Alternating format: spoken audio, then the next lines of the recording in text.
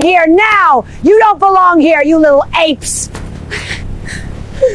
White woman beats black triplets into a coma, until flight attendant's bold move grounds the flight, and what happened in those horrifying minutes at 30,000 feet will make you question everything you thought you knew about who really protects our children when violence erupts in confined spaces where there's nowhere to run. Your kind doesn't sit here, Edna Pritchard had announced loud enough for half the cabin to hear, her 75-year-old finger jabbing toward the back of the plane where she clearly believed 13-year-old Marcus, Jaylen, and Devon belonged. You need to move to the back right now. This section is for decent people, not your type. The words hit Marcus first, confusion flooding his young face because the triplets had legitimate tickets for row 12, had checked in properly, had done everything right on their first flight alone to their uncle's wedding anniversary in Atlanta. Then the accusation hit Jaylen and Devon, their identical faces showing the same mix of hurt and disbelief, because they'd been raised to be polite and respectful and follow rules, had been taught that being good black boys would keep them safe, and here was a white woman in 2024 telling them they belonged in the back of the plane like it was 1950 and Rosa Parks had never refused to move.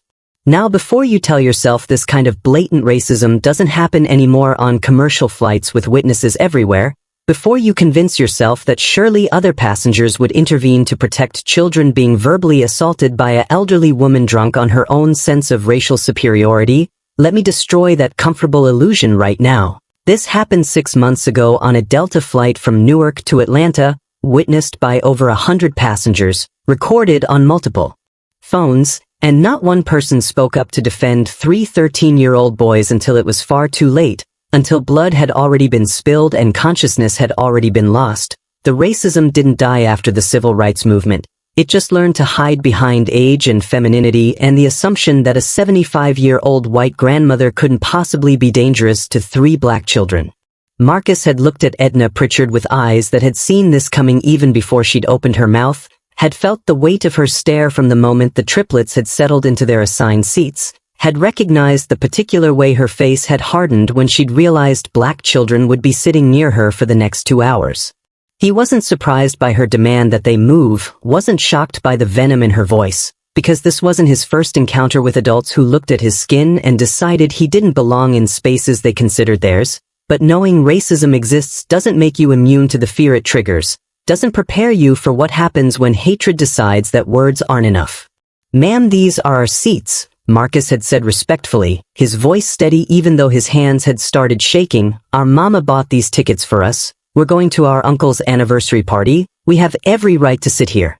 But Edna Pritchard hadn't wanted explanations or boarding passes or any evidence that would contradict her racist worldview. She'd wanted compliance, wanted these black boys to understand that her 75 years of believing in white supremacy gave her authority over their 13 years of just trying to exist, wanted them to feel the full weight of her hatred pressing down on their young shoulders until they broke. "I said move," Edna had repeated, her voice rising now, drawing more attention from passengers who turned to watch but didn't think to intervene. "You don't belong here with civilized folk. Your kind needs to learn your place." The cabin had gone quiet in that way spaces do when everyone recognizes something terrible is happening but nobody wants to be the one to stop it, when bystanders make the instant calculation that getting involved might cost them something they're not willing to pay. A businessman 3 rows up had pulled out his phone and started recording, his face showing discomfort but not enough discomfort to actually use his voice. A young white mother had looked at her own children then back at the triplets with something like sympathy but had stayed silent. An elderly black couple had exchanged knowing looks that said they'd lived through worse but had learned that sometimes survival meant keeping your head down. Marcus, Jaylen, and Devon had sat frozen in their seats, 3 13-year-old boys who looked identical but had slightly different personalities. Marcus the leader who tried to be brave, Jaylen the peacemaker who wanted everyone to get along, Devon the quiet one who felt everything deeply and showed it less. And all 3 of them were now trapped in row 12 of a plane that hadn't even taken off yet, trapped with a woman whose hatred was about to turn violent, trapped in a metal tube where there was nowhere to run. "We're not moving," Jaylen had said quietly, finding courage he didn't know he had. "These are our seats and we're staying here." And that's when Edna Pritchard's face had transformed from angry to something far more dangerous, when her 75-year-old body had moved with shocking speed, when her hand had drawn back and the violence that had been simmering underneath her words had finally erupted into physical assault that would leave 3 children fighting for their lives. If you believe children should never be beaten unconscious while a plane full of adults watches and does nothing, keep watching because what happens in the next 5 minutes will haunt you. If you think airplane violence against black kids is rare or exaggerated, you need to see the footage that passengers recorded but didn't use to intervene. And if you've ever been told you don't belong somewhere because of your skin color, drop a comment below. Tell us your story, tell us where you're watching from and what time it is. We're reading every single one. This story doesn't end the way you think. Hit that like button if you stand against racism. Subscribe to this channel because we're exposing the incidents that airlines pray you'll never hear about. And trust me, what one flight attendant does when she sees 3 unconscious children will restore your faith that some people still choose courage over comfort. But to understand how 3 13-year-old boys ended up on a flight alone being confronted by a racist elderly woman, how Marcus, Jaylen, and Devon found themselves in row 12 of a plane that would become the site of their worst nightmare, we need to go back 24 hours to when this trip was supposed to be nothing but celebration and family joy. Back to when their biggest worry was remembering to pack their good suits for their uncle's party. Marcus, Jaylen, and Devon Turner were identical triplets, 13 years old and impossible to tell apart unless you knew them well, 3 boys who'd been inseparable since birth and had developed their own language before they'd learned English, who finished each other's sentences and felt each other's pain and moved through the world as a unit of 3. Marcus was technically the oldest by 4 minutes. The natural leader who made decisions and spoke first, who'd appointed himself protector of his brothers even though they were all the same size. Jaylen was the middle triplet by 2 minutes, the peacemaker who smoothed conflicts and made friends easily, who could talk his way out of trouble and mediate disputes between his brothers with the skill of someone decades older. Devon was the youngest, quieter than his brothers but deeper, the one who noticed things others missed, who felt emotions intensely and processed the world through observation rather than action. Their mother Angela had raised them alone since their father died of cancer when the boys were 8, had worked 2 jobs to keep them in a good school district, had sacrificed everything to give her sons opportunities she'd never had. She was a nurse at county hospital working night shifts and weekend doubles, a woman who ran on coffee and determination and the fierce love she had for her 3 identical boys who were her entire world. The triplets adored their mother, understood the weight she carried, tried to be good kids who didn't add to her burden, who got good grades and stayed out of trouble and made her proud every chance they got. Their Uncle James was Angela's older brother, a man who'd helped raise the triplets after their father died, who'd been the male presence in their lives, teaching them to throw a football and change a tire and navigate the world as young black men. He lived in Atlanta with his wife Michelle, and they were celebrating their 20th wedding anniversary with a big party, family flying in from across the country, a weekend of food and music and the kind of joy that Angela desperately needed after years of struggling alone. The boys had been counting down the days, had talked about nothing else for weeks, had practiced their dance moves for the party and argued good-naturedly about who would eat the most barbecue. This was their first time flying alone, their first taste of independence, their first chance to prove they could handle grown-up responsibilities without their mother hovering.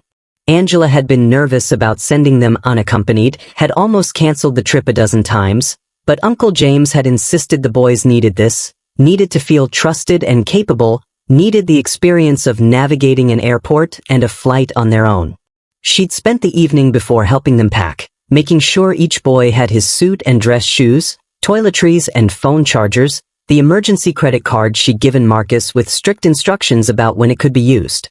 She'd gone over the plan repeatedly, checking their understanding, making them recite back the gate numbers and flight times and Uncle James's address, drilling into them the importance of staying together no matter what, of looking out for each other the way they always had.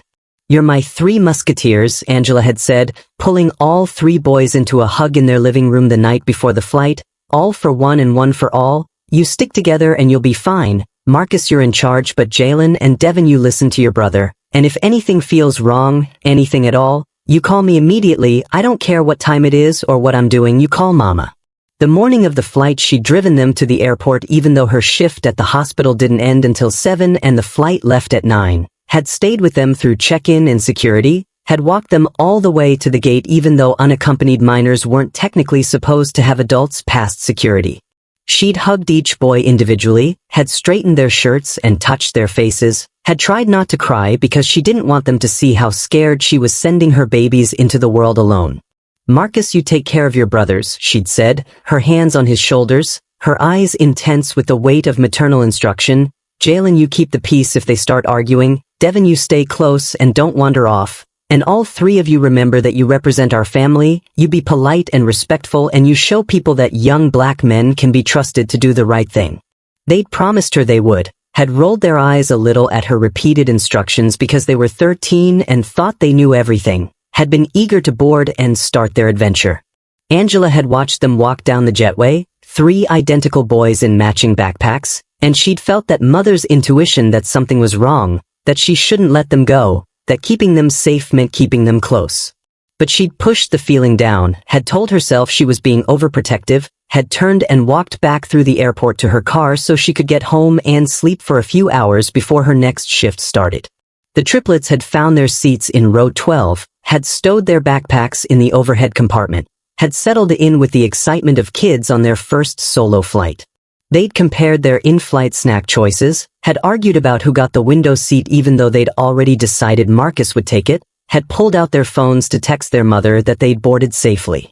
Everything had been perfect, had been exactly the kind of normal travel experience Angela had hoped they'd have.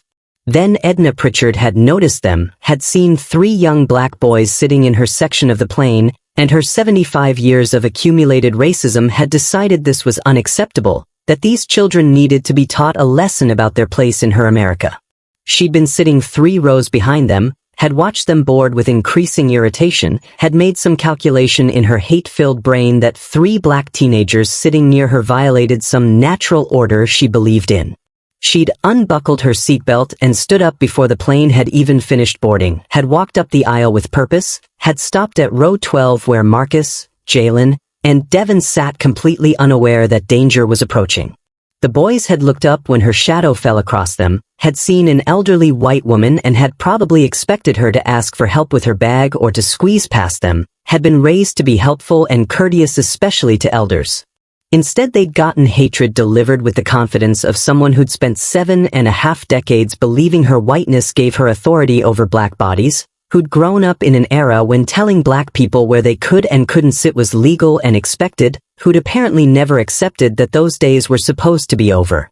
"Your kind doesn't sit here," she'd said, and with those 5 words she transported 3 13-year-old boys back to a time their history teachers had told them about, a time their grandmother had lived through, a time that was supposed to be past but clearly wasn't.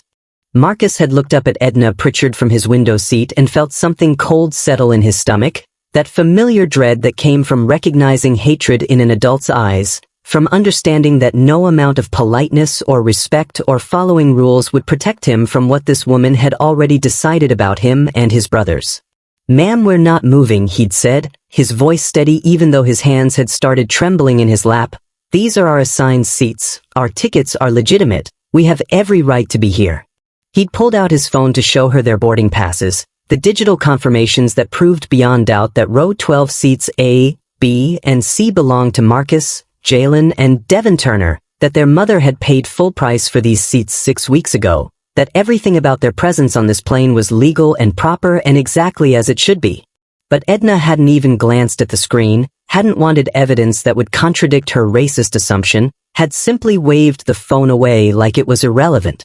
"I don't care what those say," Edna had hissed, her 75-year-old face twisted with contempt that decades had carved into permanent lines around her mouth. "You people always have some story about why you belong where you don't, always trying to take what isn't yours. Well, not on my flight, not while I'm sitting here." Jaylen had leaned forward from the middle seat, his peacemaker instincts kicking in even though everything in the situation screamed danger, his 13-year-old brain still believing that maybe he could smooth this over with the right words, with enough respect and deference to satisfy this angry white woman. "Ma'am, please," he'd said gently, "we're just trying to get to Atlanta to see our uncle. It's his anniversary party and our whole family is waiting for us. We don't want any trouble, we just want to sit in the seats our mama bought for us." The mention of their mother, of the black woman who'd worked double shifts to afford these tickets, seemed to enrage Edna further rather than soften her, seemed to confirm whatever narrative she'd constructed about undeserving people taking resources that should belong to hardworking white folks. Your mama, she'd sneered, and the way she'd said the word carried such venom that Devon had actually flinched in the aisle seat, should have taught you better than to sit where you're not wanted, should have explained to you that there's a natural order to things and you're disrupting it. Around them other passengers had begun to take notice, conversations dying as people tuned into the confrontation happening in row 12, phones coming out of pockets and purses because in 2024 everyone's first instinct when witnessing conflict was to document rather than intervene. A white man in his 40s across the aisle had his camera already recording, his face showing discomfort but his voice staying silent. A young black woman 3 rows back had half risen from her seat looking like she might say something, might come to the boy's defense, but her white travel companion had touched her arm and shaken his head and she'd sat back down, choosing her own safety over these children's dignity. The flight attendants had been busy with other boarding passengers, checking overhead bins and helping people find seats, completely unaware that in row 12 a 75-year-old white woman was demanding that 3 black teenagers move to the back of the plane like it was 1955 and segregation was still legal. The captain was in the cockpit running pre-flight checks. The gate agents were processing late arrivals. The whole machinery of modern air travel was functioning normally everywhere except in this one row where history was repeating itself. Devon had been the first to show tears, his sensitive nature unable to hold back the emotion of being hated by someone who didn't even know his name, who decided he was unworthy based solely on his skin color. "Please just leave us alone," he'd whispered, his voice breaking. "We're not hurting anybody, we're just sitting here. Why are you being so mean to us?" The question had hung in the air, carrying the confusion of children who'd been raised to believe that kindness would be returned, that adults were supposed to protect kids, not threaten them, that following rules would keep you safe from arbitrary cruelty. But Edna Pritchard's answer had been written in her expression, in the curl of her lip and the hardness of her eyes and the way she'd positioned her body to loom over 3 boys who suddenly seemed very small despite being 13. "You want to know why?" Edna had said, her voice rising now to ensure maximum audience for her racism, "because your kind has been taking and taking for decades, demanding special treatment, acting like you deserve the same as everyone else when you haven't earned it. I'm sick of pretending we're all equal when clearly we're not. I'm done being polite about it." The mask had come completely off now, the pretense of asking them to move giving way to the raw bigotry underneath, and passengers watching had gasped at the explicitness of her racism, had shifted uncomfortably in their seats, had exchanged looks that said this is wrong, someone should do something. But nobody had moved, nobody had called for a flight attendant, nobody had used their adult voice and body to shield 3 children from escalating hatred. Marcus had felt his brothers pressing close to him, Jaylen's hand finding his under the armrest, Devon's shoulder touching his as the 3 of them drew together in that instinctive way they'd had since birth, 3 parts of a whole seeking comfort in each other when the outside world proved hostile. "We're not moving," Marcus had repeated, his voice stronger now because he had his brothers beside him, because their mother had taught them to stand up for themselves, because backing down felt like betraying everything his father had believed about dignity and self-respect. "Then move them," a voice from the back had called out, a middle-aged white man emboldened by Edna's rhetoric. "They're holding up boarding, just get them out of those seats so the rest of us can take off." "Yes," someone else had agreed, another voice joining the chorus of casual racism. "Why is this taking so long? They need to just do what she says." The mob mentality had started to build. Passengers who individually might have stayed neutral now finding courage in numbers to express their irritation at this delay, their implicit agreement that these black boys were the problem rather than the elderly woman harassing them. Flight attendants had finally started noticing the commotion, had begun moving toward row 12 to see what was causing the holdup, but they were too far away, too slow, too unaware of how quickly verbal harassment was about to transform into physical violence. Marcus had seen Edna's hand coming up, but his 13-year-old reflexes hadn't been fast enough to block it, hadn't been prepared for the possibility that a 75-year-old white woman would actually strike him, that the racism would jump from words to assault in the confined space of an airplane cabin. The slap had connected with his cheek with shocking force, the sound echoing through the suddenly silent cabin, the impact snapping his head to the side and bringing immediate tears to his eyes. For one frozen moment nobody had moved, passengers processing what they'd just witnessed, brains struggling to accept that an elderly woman had just hit a child, that the confrontation everyone had been recording had just crossed a line that couldn't be uncrossed. Marcus had brought his hand to his burning cheek, had looked at Edna with shock and hurt and dawning fear, and in that instant all three triplets had understood that this wasn't going to end with them just sitting in their seats, that something terrible was happening and nobody was going to stop it. Jaylen had reacted on pure instinct when he'd seen his brother's head snap from the force of Edna's slap, had lunged across Marcus to put himself between his twin and this woman who just crossed from verbal abuse into physical assault, his peacemaker nature giving way to protective fury that surprised even him. "Don't touch him," Jaylen had shouted, his voice cracking with emotion and adrenaline, his 13-year-old body trying to shield Marcus even though he had no plan beyond making himself the target instead. Edna's face had transformed then from angry to something far more dangerous, something that looked almost gleeful at having found an excuse to escalate, at having a boy actively confronting her which in her twisted worldview justified whatever came next. "You dare raise your voice to me," she'd shrieked, grabbing Jaylen's shirt with strength that shouldn't have existed in a 75-year-old woman but that rage and racism had somehow amplified. "You need to learn respect, boy. You need to understand what happens when your kind forgets their place."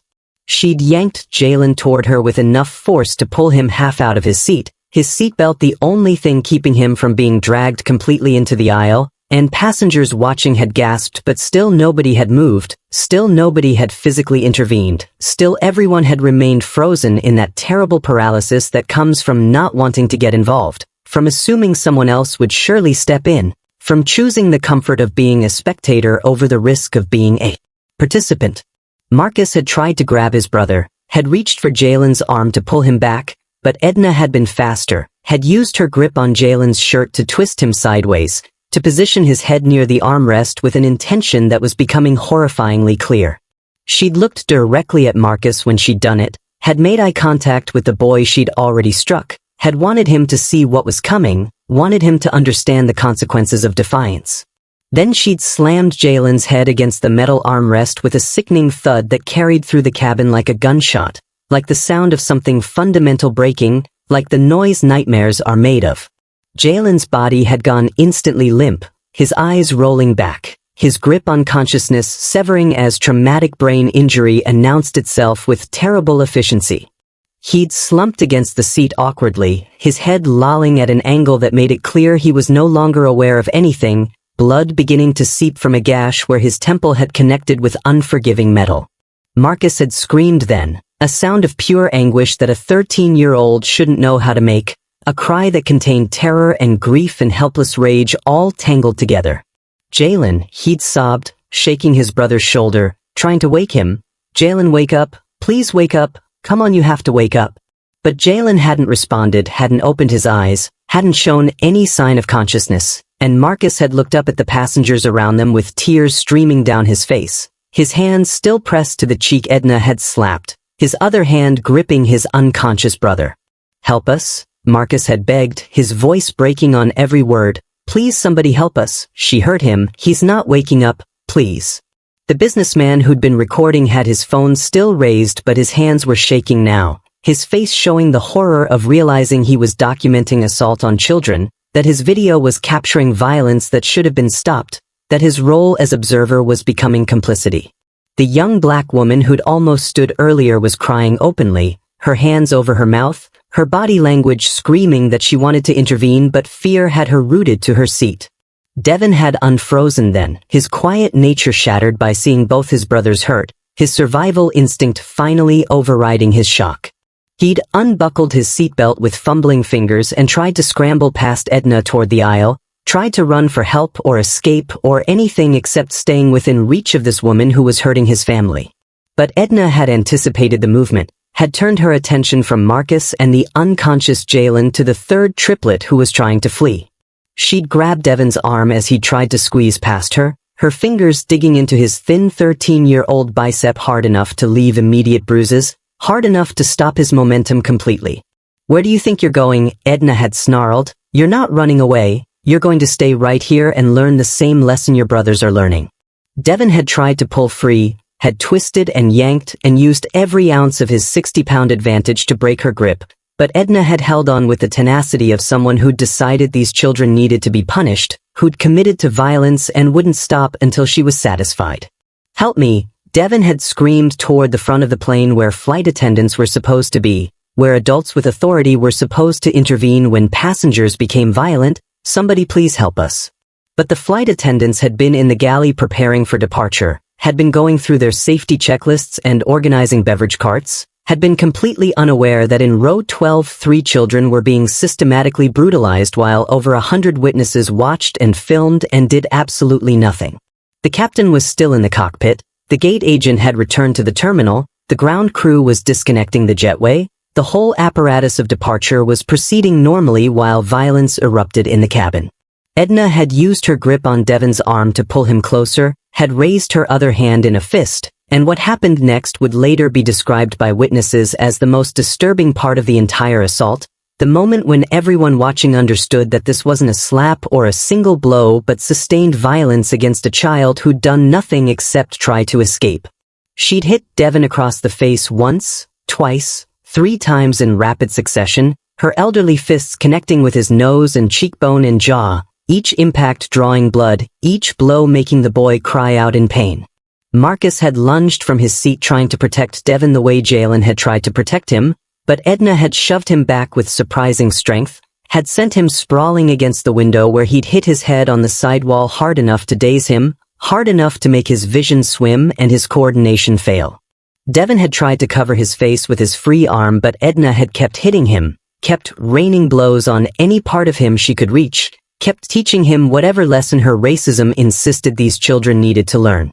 And through it all, through the screaming and the blood and the violence happening in broad daylight at 30,000 feet, not one passenger had physically intervened, not one adult had used their body to stop an elderly woman from beating children, not one voice had risen above the gasps and shocked exclamations to say enough, to say stop, to say we will not allow this to continue.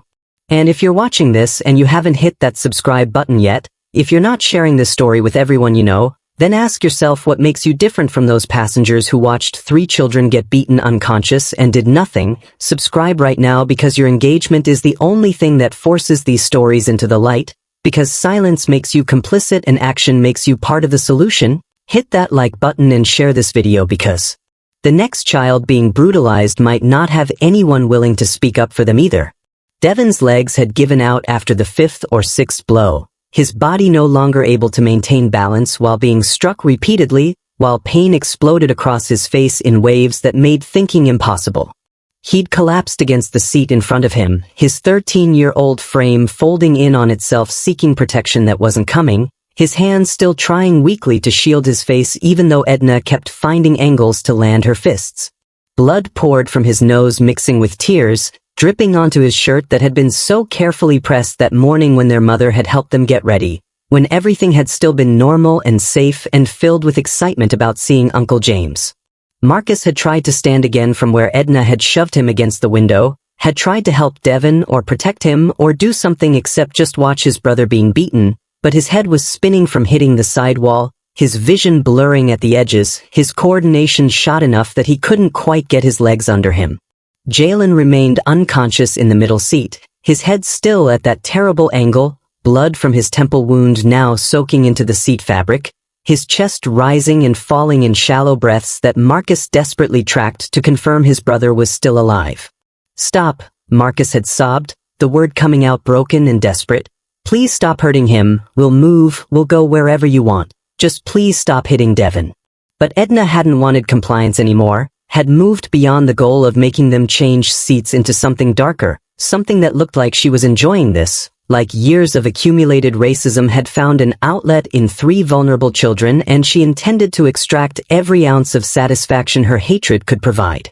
"This is what happens," she'd panted between blows, her elderly face red with exertion, "when you people don't know your place, when you think you're equal to us, when you forget that there are consequences for stepping out of line." Devon had stopped trying to fight back, had gone limp except for the occasional flinch when a blow landed, his consciousness starting to flicker like a candle in wind, his brain struggling to maintain awareness through trauma that was overwhelming his young nervous system. The sounds he was making had changed from screams to whimpers, from active resistance to passive endurance, and that shift had finally triggered something in a few of the watching passengers, had pushed them past the paralysis of shock into the realization that they were witnessing something that might end with a child's death. "Someone needs to stop her," a woman's voice had called from several rows back. "That child is going to die if someone doesn't stop her right now." "Call a flight attendant," another passenger had added. "Where is the crew? Why isn't anyone helping these kids?" But calling for help and actually providing it were different things, and the passengers who shouted suggestions remained in their seats, remained behind their phone cameras, remained spectators to violence they condemned verbally but wouldn't physically interrupt.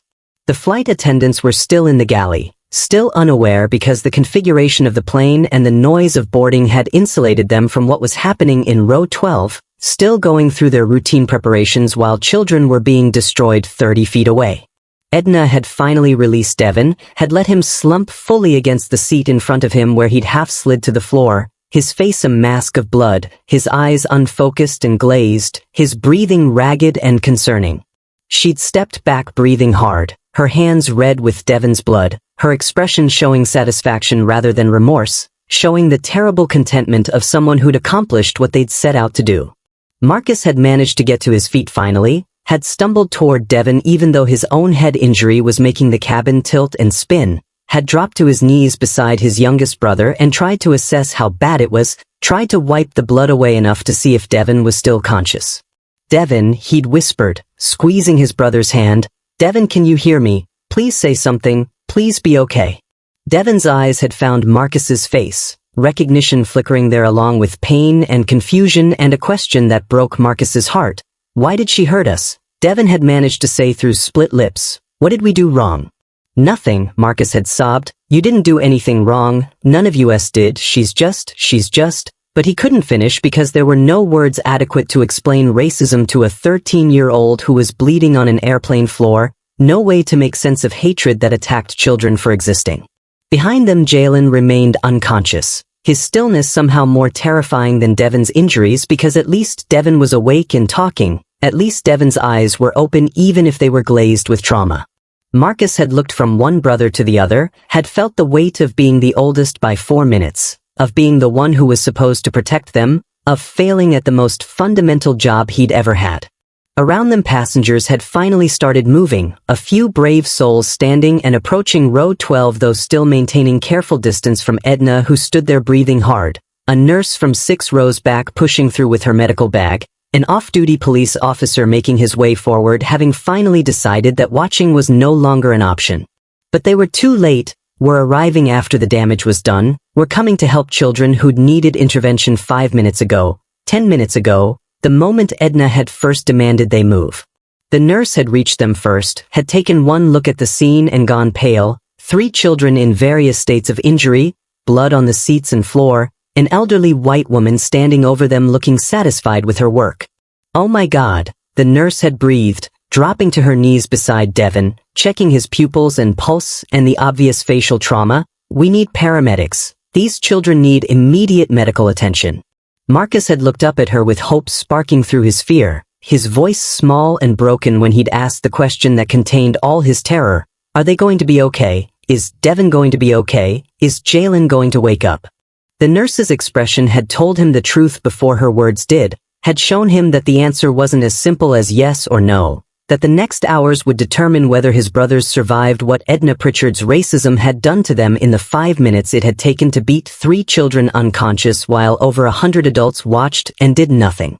The nurse whose name tag read Jennifer had immediately started triage with hands that shook despite her training, her professional composure cracking at the edges as she'd assessed 3 injured children knowing her medical bag contained supplies for minor emergencies, not trauma that looked like it belonged in an emergency room. Devon first because he was conscious and bleeding heavily, his face swelling rapidly from multiple impact sites, his nose almost certainly broken, his lips split so deeply she could see teeth through the wound. "Stay with me, sweetheart," Jennifer had said while digging through her bag for gauze and antiseptic. "You're going to be okay. I'm a nurse and I'm going to help you." Then she'd moved to Jaylen who remained unconscious in the middle seat, his stillness more alarming than Devon's injuries because head trauma that caused loss of consciousness was always serious, always required immediate hospitalization, always carried the risk of brain bleeding that could kill silently while everyone assumed the victim was just sleeping. She'd checked his pulse finding it thready and irregular, had examined his pupils finding them unequal and sluggish, had seen the blood pooling under his head and known with sinking certainty that this child needed a neurosurgeon, not a flight nurse with a first aid kit. Marcus had hovered beside her trying to help, trying to be useful, his own head injury making him sway slightly but his determination to stay conscious and aware overriding whatever pain or dizziness he felt. "Is Jaylen going to die?" he'd asked, his voice breaking on the question that contained every fear he'd been holding back.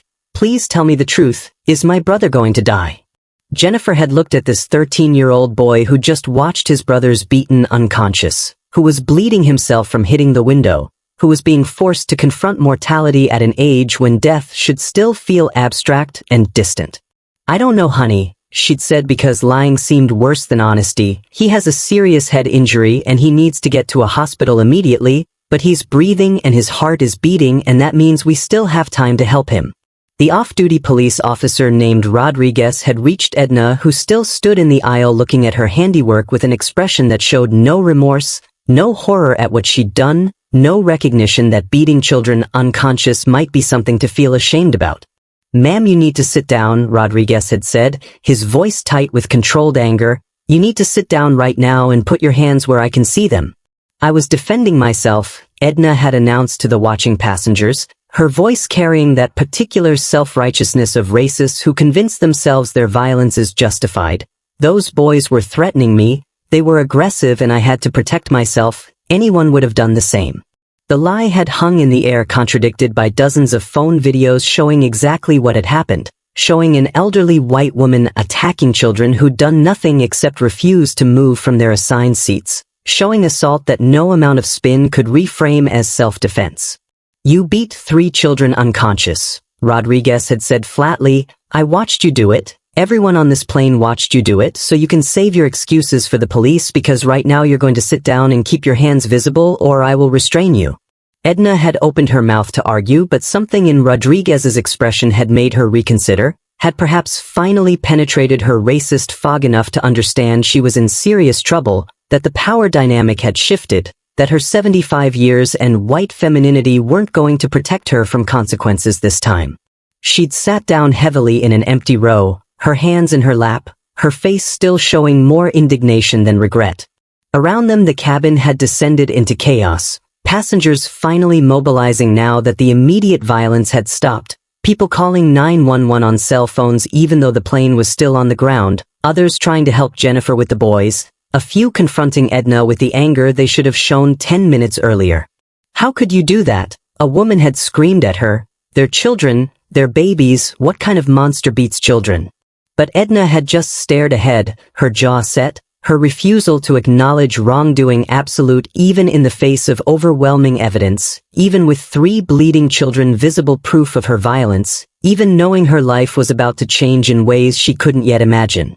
Marcus had knelt between his brothers, one hand on Devon who was conscious but dazed, the other on Jaylen who remained terrifyingly still, and he'd started praying in whispered fragments, "Please God don't let them die. Please let Jaylen wake up. Please let Devon be okay. We were just trying to see Uncle James. We didn't do anything wrong. Please don't let them die because of her hate."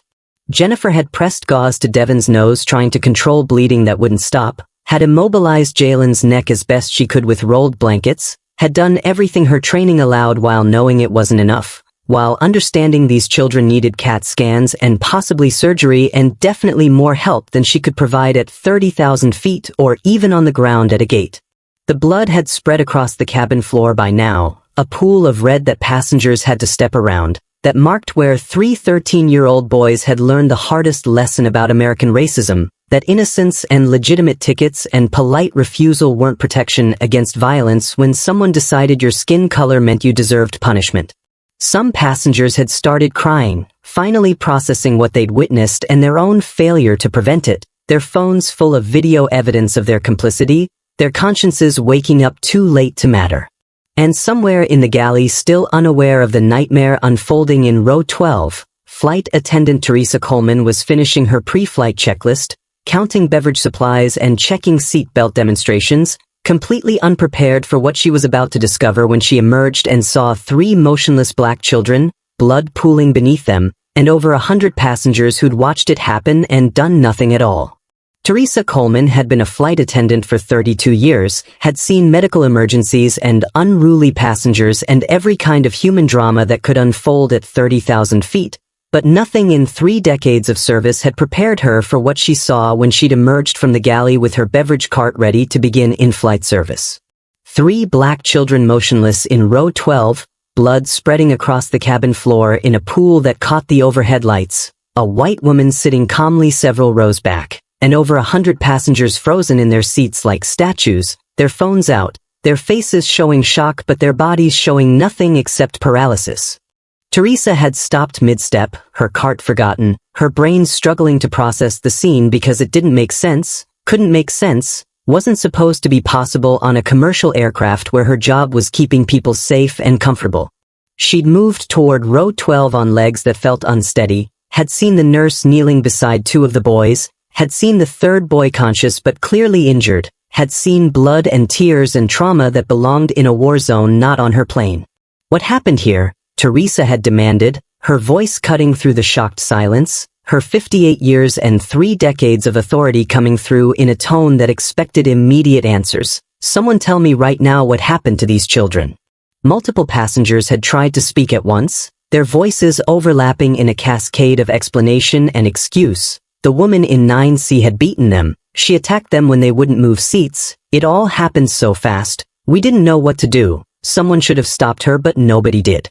Theresa had looked from face to face seeing guilt and shame and the particular discomfort of people who'd failed to act when action was required, who'd chosen the safety of observation over the risk of intervention.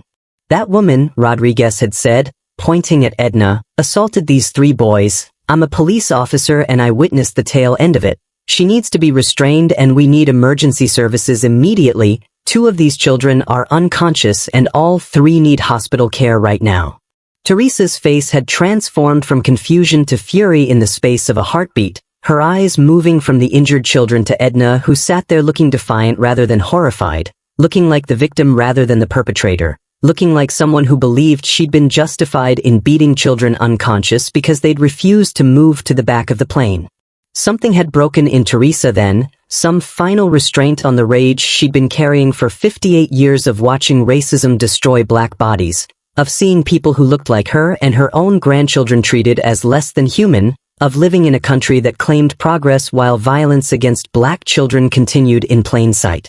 She turned to face the cabin full of passengers, her voice rising to a roar that made people flinch in their seats, her finger pointing at them accusingly, her body vibrating with righteous fury.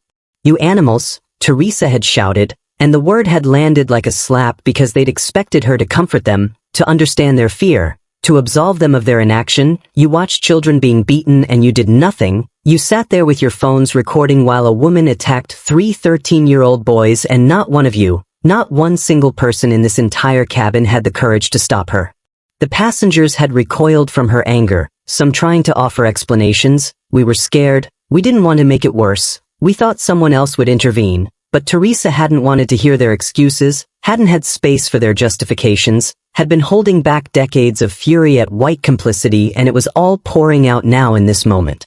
You were scared, she'd said, her voice dripping with contempt. 3 children were being murdered in front of you and you were scared. You're grown adults and their babies and you chose your comfort over their lives. You chose to film their suffering instead of ending it. You chose to be witnesses instead of protectors and now 2 of them might die because you couldn't find the courage to stand up.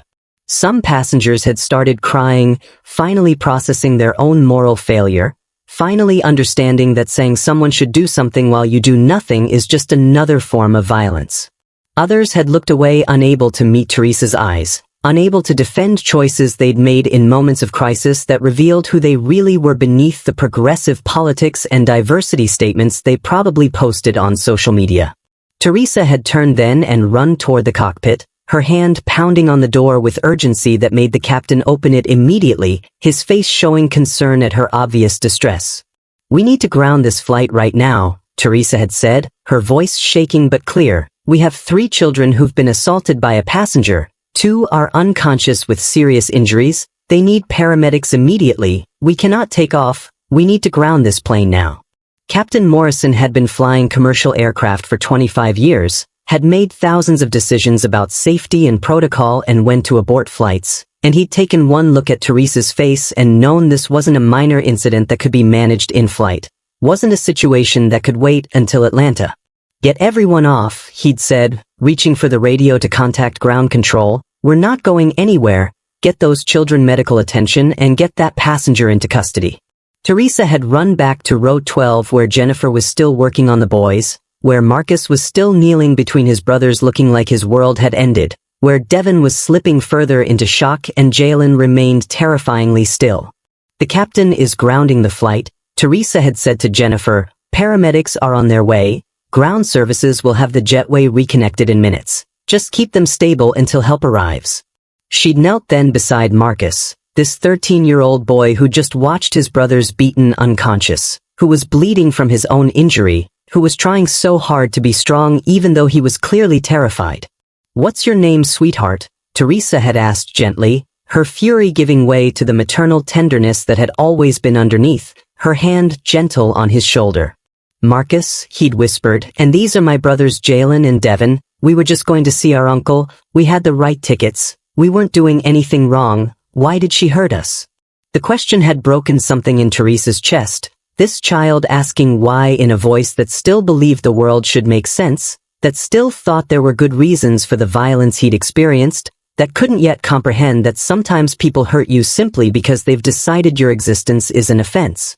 Because she's filled with hate, baby, Theresa had said, pulling Marcus into a careful hug. Because she's sick with racism and she took it out on you. But it wasn't your fault. None of this was your fault. You were just existing and that was enough to trigger her evil. Outside the plane, emergency vehicles were already approaching, lights flashing, paramedics grabbing equipment, the whole apparatus of emergency response mobilizing because a flight attendant had finally said enough, had finally demanded that institutions prioritize children's lives over convenient schedules, had finally chosen to ground a plane rather than let trauma fly. The paramedics had boarded within 4 minutes of Captain Morrison's emergency call, their equipment clattering as they'd rushed down the aisle toward row 12 where 3 children waited in various states of consciousness, where blood marked the carpet and seats, where a nurse and a flight attendant had done everything they could with supplies meant for minor emergencies, not attempted murder. The lead paramedic, a woman named Sarah Chen with 20 years of emergency medicine experience, had taken one look at the scene and immediately called for additional units, for a second ambulance, for backup because 3 critically injured children needed more resources than one team could provide. We've got 2 unconscious minors with head trauma and 1 semi-conscious with facial injuries, Sarah had reported into her radio while her partner already moved to assess Jaylen. All 3 appear to be victims of assault. We need transport for 3 to County Trauma Center immediately. Notify neurosurgery and pediatric trauma, we're coming in hot. Marcus had watched the paramedics work with eyes that couldn't quite focus, his own head injury making everything feel distant and dreamlike, making it hard to process that strangers were putting his brothers on backboards and strapping them down and preparing to take them away. Are they going to die? He'd asked again, the question that had become his mantra, the only thought his traumatized brain could form. Please tell me they're not going to die. Sarah had looked at this 13-year-old boy who'd been through hell, who was injured himself but only worried about his brothers, who was holding together by the thinnest thread. I'm not going to lie to you, she'd said, crouching to his eye level. Your brothers are very seriously hurt and they need surgery and intensive care, but we're going to do everything possible to save them. We have the best trauma team in the state and they're already preparing for your arrival. The careful honesty had somehow been worse than a comforting lie would have been, had confirmed Marcus's worst fears while offering just enough hope to keep him from completely breaking down. He'd watched them lift Jaylen onto a stretcher, his middle brother's face so pale it looked gray, his body so still it looked like death already, and Marcus had felt something tear inside his chest, some fundamental belief that his brothers would always be with him, that the 3 of them were permanent and unbreakable, that nothing could separate them.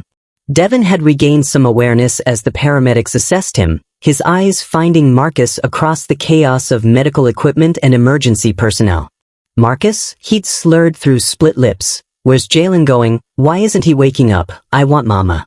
The mention of their mother had made Marcus finally cry, had broken through the shock that had been holding his emotions at bay, because Angela didn't know yet, was probably sleeping after her night shift or maybe already awake and getting ready for another 12-hour day at the hospital, completely unaware that her 3 babies were being loaded into ambulances, that 2 were unconscious and 1 was barely holding on, that the trip she'd been so nervous about had ended in exactly the kind of nightmare she'd feared. Theresa had stayed with Marcus, had held his hand while the paramedics worked, had promised him she'd call his mother personally to explain what happened, to make sure Angela knew her boys were getting the best care, to ensure she understood this wasn't their fault. "What's your mama's number, sweetheart?" Theresa had asked. "I'm going to call her right now so she knows what happened and where you're being taken." Marcus had recited the number from memory, his voice shaking, and Theresa had stepped away to make the call that would shatter a mother's world, the notification every parent dreads, the words no one should ever have to say. "Mrs. Turner, my name is Theresa Coleman and I'm a flight attendant with your sons." She'd begun, and she'd heard Angela's sharp intake of breath, the instant mother's intuition that something was terribly wrong. "Are my boys okay?" Angela had said immediately, her voice rising with panic. "What happened? Are they hurt? Oh God, please tell me they're alive." "They're alive," Theresa had said, leading with the only good news she had, "but they've been assaulted by another passenger. All 3 boys are injured. Marcus and Devon are conscious, but Jaylen has a serious head injury and is unconscious. They're being transported to County Medical Center Trauma Unit right now, and you need to get there as fast as you can." The sound Angela had made wasn't quite a scream and wasn't quite a sob, but something in between, something primal that came from a place deeper than words, the sound of a mother learning her children have been hurt and she wasn't there to protect them. "What do you mean assaulted?" Angela had asked through tears. "Who hurt my babies? What happened on that plane?" Theresa had explained as gently as possible about Edna, about the demand that the boys move, about the violence that had erupted when they'd refused, about the passengers who'd watched and filmed but hadn't intervened, about the minutes it had taken for help to arrive while 3 children were being beaten unconscious. "I'm so sorry, Mrs. Turner," Theresa had said. "This should never have happened. Your boys did nothing wrong. They were polite and respectful and they had every right to sit in those seats." Angela had been moving while listening. Theresa could hear it in the background sounds, car keys jangling, doors slamming, the engine starting as a nurse who worked night shifts and knew how to function through exhaustion somehow found the strength to drive while her world collapsed. "I'm coming," Angela had said. "You tell my boys mama's coming, you tell them to hold on, you tell them I love them and I'm on my way." Back in the cabin, the paramedics had finished loading Devon onto a stretcher, his face so swollen from the beating that he barely looked like himself, his eyes drifting in and out of focus as shock and trauma overwhelmed his young nervous system. Marcus had been assessed last, his head injury deemed serious enough to require hospital evaluation but not immediately life-threatening, his main injury being psychological trauma from watching his brothers destroyed. "We're going to keep all 3 of you together," Sarah had promised as they prepared to move the boys off the plane. "You'll all go to the same hospital, your mama will meet you there, you're not going to be alone." The passengers had watched in silence as 3 stretchers were wheeled down the aisle, as paramedics navigated the tight space with equipment and injured children, as the full weight of what they'd allowed to happen passed before their eyes one final time. Some had tears streaming down their faces, some had hands pressed to mouths in horror, some just stared blankly processing their own complicity in trauma that would haunt these boys and their family forever. Edna Pritchard had remained in her seat under Rodriguez's watchful eye, her face showing no emotion as the children she'd beaten were carried past her, no remorse or horror or recognition that she just attempted to murder 3 13-year-olds over a seat assignment. Airport police had boarded by then, had moved to take her into custody, had read her rights while she'd protested her innocence, had claimed she'd been defending herself even as video evidence from dozens of phones proved otherwise. The last thing Marcus had seen before the ambulance doors closed was Theresa Coleman standing on the jetway with tears streaming down her face. This 58-year-old black woman who'd finally said enough, who'd grounded a flight and demanded accountability, who'd chosen to protect children even when 100 other adults had chosen to protect themselves. Angela Turner had arrived at County Medical Center 23 minutes after receiving Theresa's call, having driven through morning traffic with a single-minded focus that ignored red lights and speed limits and every safety regulation she normally followed. Her nurse's brain shut down so her mother's heart could operate on pure instinct and fear. She'd burst through the emergency room doors still in her scrubs from the night shift she'd just finished, her face showing the kind of terror that hospital staff recognized immediately, the look of a parent whose child was dying somewhere in this building. Turner triplets, she'd gasped at the registration desk. 3 boys brought in from the airport. Where are they? I need to see my sons right now. The nurse at the desk had looked at her with professional sympathy that barely masked personal horror because everyone in the ER had already heard about the case. About 3 black children beaten unconscious by an elderly white woman on a plane. About the assault that dozens of passengers had filmed but none had stopped. Ma'am, your sons are in trauma bays, she'd said gently. 2 are in surgery right now and 1 is being evaluated. Let me get someone to take you back. Angela hadn't waited, had followed the signs toward trauma services moving so fast the security guard had to jog to keep up with her, had pushed through doors marked authorized personnel only because her babies were somewhere in this maze of corridors and she needed to find them.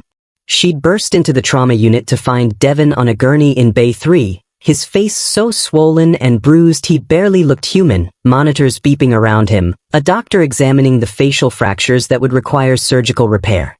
"Oh my baby," Angela had sobbed, rushing to Devon's side, her hands hovering over him wanting to touch but afraid of causing more pain. "Mama's here, sweetheart, Mama's here now."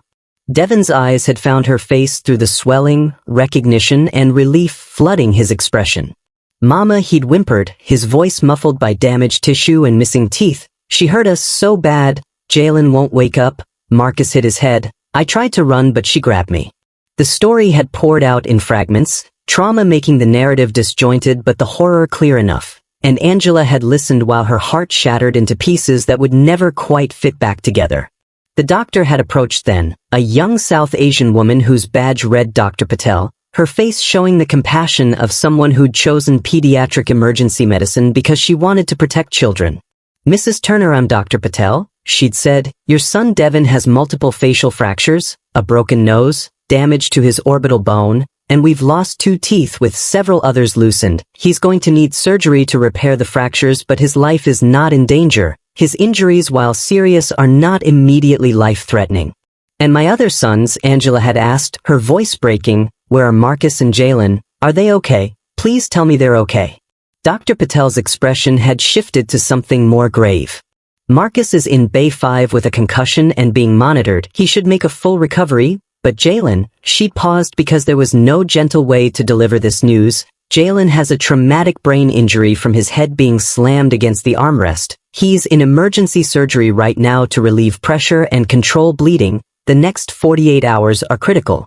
The words had landed like physical blows, each medical term another confirmation that her middle son might not survive, that Jaylen, who'd been her peacemaker, who'd always tried to make everyone happy, who'd hugged her so tight before boarding that plane, might never wake up.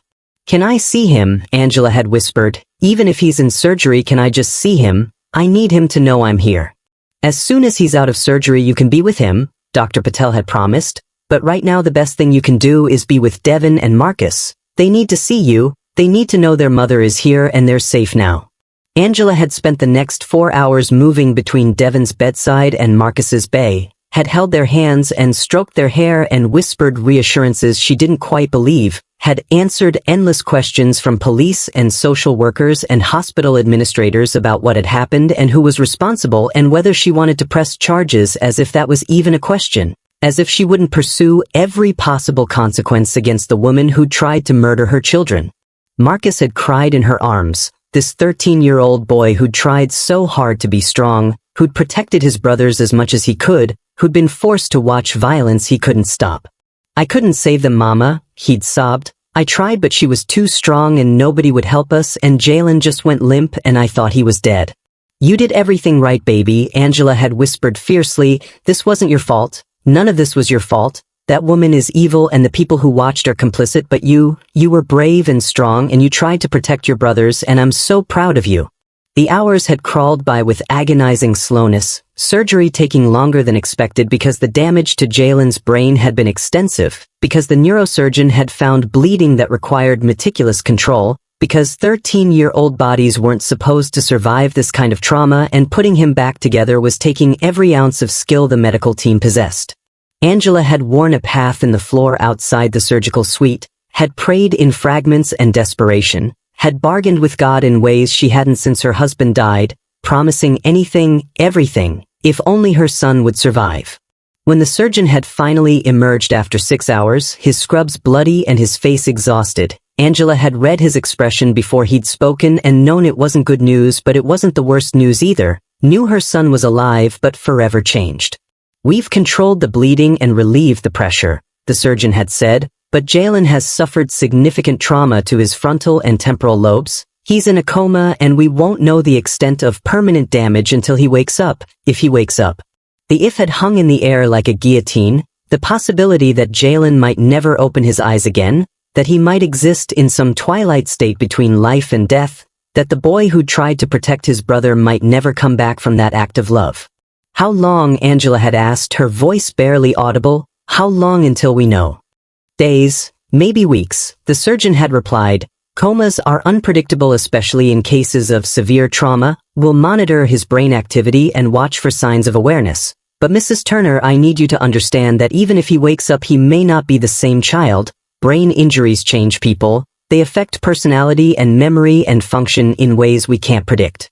"Can I see him?" Angela had whispered, because seeing him was all she had left, because sitting beside her unconscious son was better than being separated from him, because maybe her voice and touch would reach him wherever he was trapped in the darkness of coma.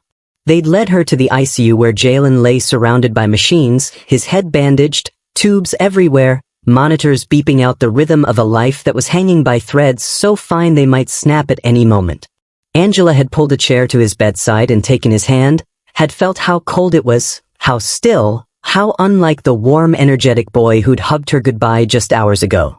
For 7 agonizing days, Angela Turner had maintained a vigil split between 3 hospital rooms, between Marcus, who'd been discharged after 48 hours with instructions to rest and monitor for concussion symptoms, Devon, who'd undergone facial reconstruction surgery and was recovering with pain that made him whimper in his sleep, and Jaylen, who remained locked in a coma that doctors couldn't predict would ever end. She'd slept in chairs and eaten cafeteria food and worn the same clothes until nurses had gently insisted she go home to shower and change, had functioned on a mother's desperate determination to be present when her sons needed her most. Uncle James had flown in from Atlanta within 12 hours of hearing what happened, had canceled the anniversary celebration that the boys had been traveling to attend, had spent those 7 days sitting with Angela, offering the kind of quiet support that siblings provide in crisis, making phone calls and handling logistics and being a steady presence when everything else felt like it was falling apart. The family had gathered, cousins and aunts and Angela's mother who'd raised her through segregation and taught her that surviving racism meant being twice as good and still expecting half as much, who now sat beside her daughter watching 3 grandsons pay the price of existing while black in spaces white people had decided didn't belong to them. On day 3, Devon had been moved from ICU to a regular room, his face still swollen but the surgery successful, his prognosis good for physical recovery, though the psychological trauma would take years to process. On day 5, Marcus had been cleared to visit his brothers, had spent hours sitting between Devon's bed and Jaylen's ICU room, had talked to his unconscious brother about everything and nothing, had begged him to wake up, had promised him they'd never get on another plane again if only he'd open his eyes. But Jaylen had remained still and silent, his brain activity showing on monitors in patterns the neurologists studied with expressions that gave nothing away, his body breathing with mechanical assistance, his hand limp and unresponsive when Marcus squeezed it. Angela had talked to him constantly, had told him stories about when they were babies, had reminded him of family memories and inside jokes, had played his favorite music hoping something would penetrate the darkness and call him back. On the morning of day 8, Angela had been sitting beside Jaylen's bed reciting the Lord's Prayer for the 1,000th time when his fingers had twitched, such a small movement she'd thought she imagined it. But then his eyes had fluttered and opened slowly, unfocused at first but definitely open, definitely seeing, definitely alive and aware and coming back from wherever comas take people. "Jaylen," she'd gasped, her hands flying to the call button. "Baby, can you hear me? Can you see me? Oh my God, you're awake." The response had been slow and confused, Jaylen's brain trying to reconnect with a body that had been unconscious for a week, his eyes finally finding his mother's face and showing recognition that made Angela collapse across his bed sobbing with relief so profound it felt like resurrection. "Mama," he'd whispered, his voice rough from the breathing tube they'd removed 2 days prior. "Where are Marcus and Devon? Are they okay? Did that lady hurt them too?"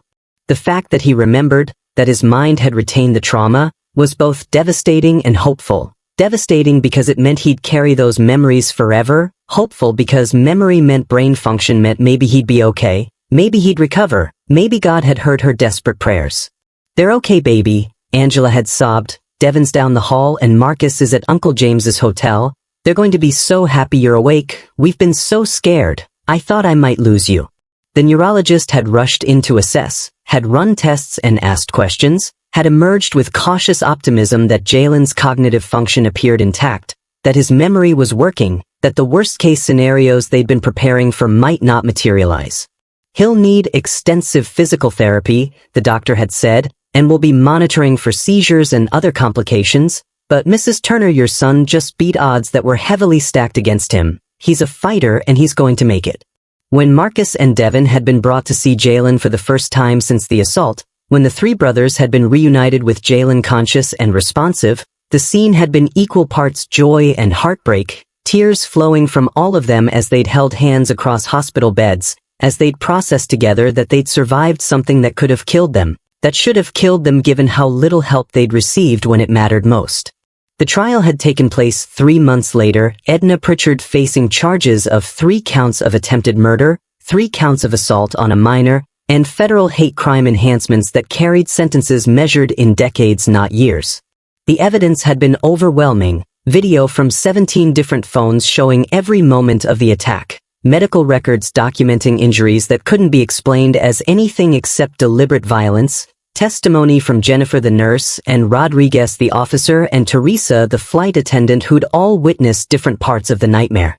Edna's defense had tried to claim diminished capacity due to age, had suggested she'd felt threatened by 3 teenage boys, had attempted to paint herself as the victim of aggressive children who'd refused to comply with her reasonable request.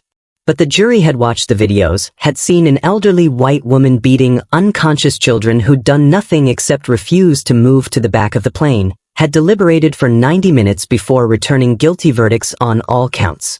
The judge had been a black woman in her 60s who'd lived through segregation herself, who'd watched the videos with an expression that suggested she'd seen this story play out too many times in too many variations.